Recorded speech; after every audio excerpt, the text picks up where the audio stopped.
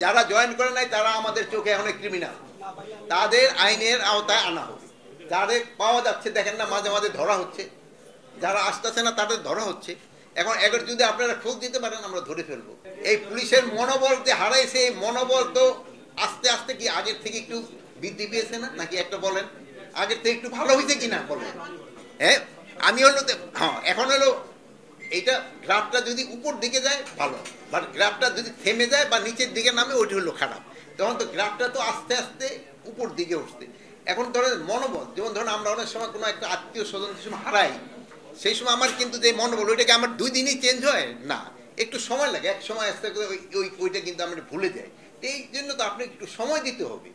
যদি আপনারা সময় না দেন, আর আমার কাছে তো এরকম কোনো কিছু নাই যে একের আমি বলবো হয়ে যা বুঝবো, এটা জাদুর মতো তো না। আমি চাইলাম একটা টাকা কতগুলি চলে আসবে না, তো আমাদের তো সময় দিতে হবে। আমাদের যারা আছে এখানে সবাই তো সময় দিতে হবে।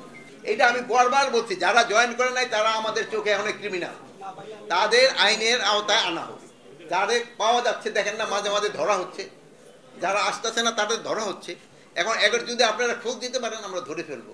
এই জন্য আপনাকে তো অনুসন্ধানী সাংবাদিকতা আছে, আপনারা করে দেন।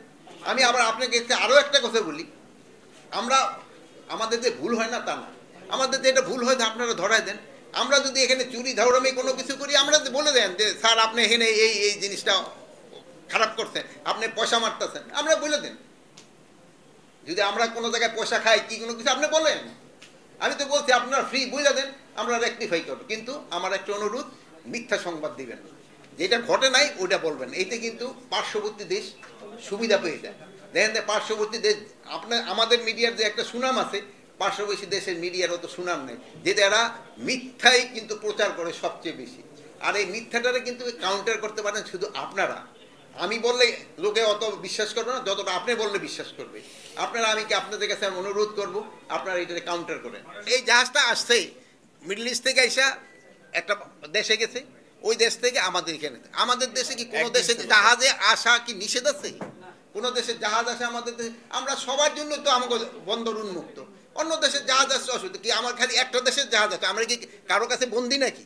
আমি যে খালি তারই সেবা করব? আমার দেশে, আমার দেশ ওপেন, সবার জন্য খোলা। এইটার ভিতরে আপনারা দেখছেন, এইটার ভিতরে কিন্তু অনেক কিছু আছে। আপনারা জানেন খেজুর, পেঁয়াজ, যেটা আমার এখন দরকার, রোজার সময় আমার খেজুর দরকার, তো এইটা আসছে, আলু, এইগুলি আসছে, তো এগুলিকে আমি আসতে দিব না? এইটা যারা রটাচ্ছে তারা আমাদের দেশের শত্রু, যারা এটা রটাচ্ছে এটা আমাদের দেশের শত্রু, এটা আপনারা প্রচার করেন।